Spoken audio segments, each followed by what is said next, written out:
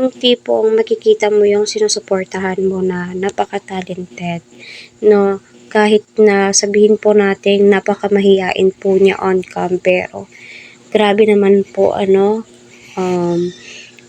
sumasali sa mga patimpalak kagaya nga po itong Barangay Liga ng basketball, no, bilang isang muse. Si Beyonce po ito, uploaded po ito ng kanyang pinsan. Sabi nga din po ng mga viewers, matagal na daw po ito, 1 taon na. So it means si Beyonce hasang-hasa na sa mga ganito.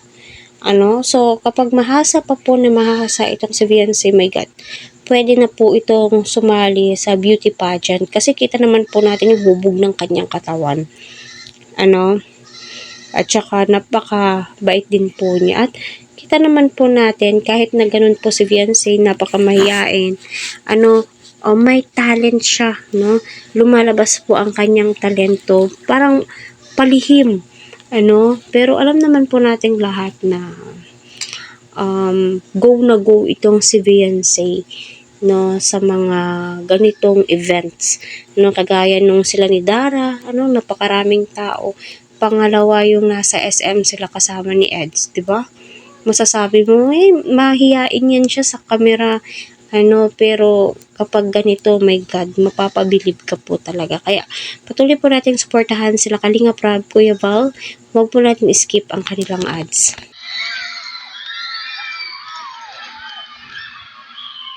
Beyonce, puro uno!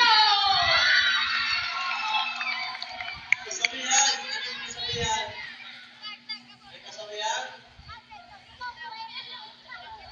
Ang hindi tumingin sa akin! Dahil na, kasabihan, kailangan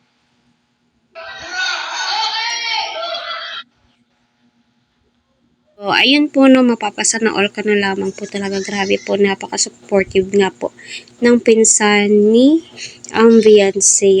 Talaga mag-best friend po ata sila, Kaya masasabi mo po talagang kahit ganyan si Beyonce, patabon-tabon ng kanyang bibig, mahiyain sa camera, nahihiya kay Eds, alangan, kahit sino ba naman, crush mo, kaharap mo, mahihiya ka po talaga. Lalong-lalo na nung nalaman niyang, naku, may crush pala si Beyonce sa akin. Kaya medyo napapaamin din po itong si Kalingap Edo, no?